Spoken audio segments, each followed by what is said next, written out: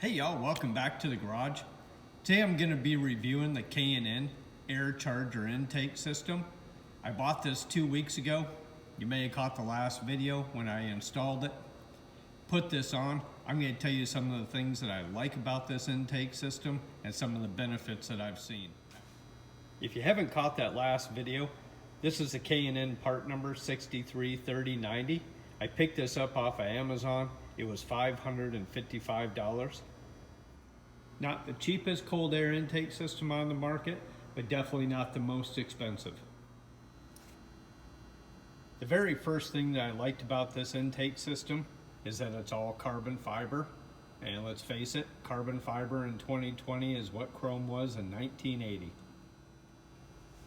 Second was, it was a very easy install. The directions were very clear and straightforward. Took about an hour and a half, hour and 45 minutes. Doesn't take a whole lot of tools, but in the last video, I do have a full tool list. Now the first thing in the benefits category is the exhaust note. It's more crisp. It's got a more raspy sound to it. I personally like that. Now let's check it out, see what you think.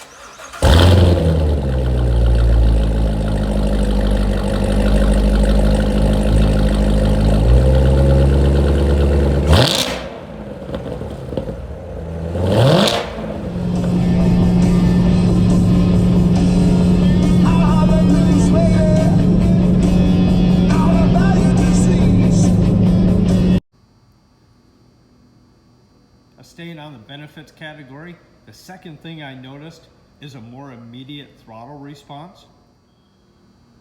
And the third thing being, on hard acceleration, you're definitely going to feel it in the seat of your pants. The car does pull harder. The fourth thing is going to be increased miles per gallon. Prior to the install, I was getting 22.5 miles per gallon.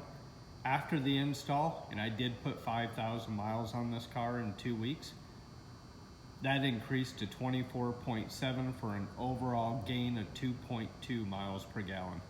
Not that I bought this car for fuel economy. And the last thing about this intake, and this goes back to that light category, is that the supercharger remains relatively quiet at low RPM, although at higher RPM, you're definitely going to notice a difference. You're going to hear a little bit of that supercharger whine. I already have a supercharged car. This thing whines like an ex-girlfriend, and if I want to listen to it, I'll take this out. So like always, if you found this video helpful, or if you liked it, subscribe to the channel, give us one of those, and next video, we are going to be back working on the C5. I have gotten some parts in for this that I've been waiting on, and I'm pretty excited to get those installed.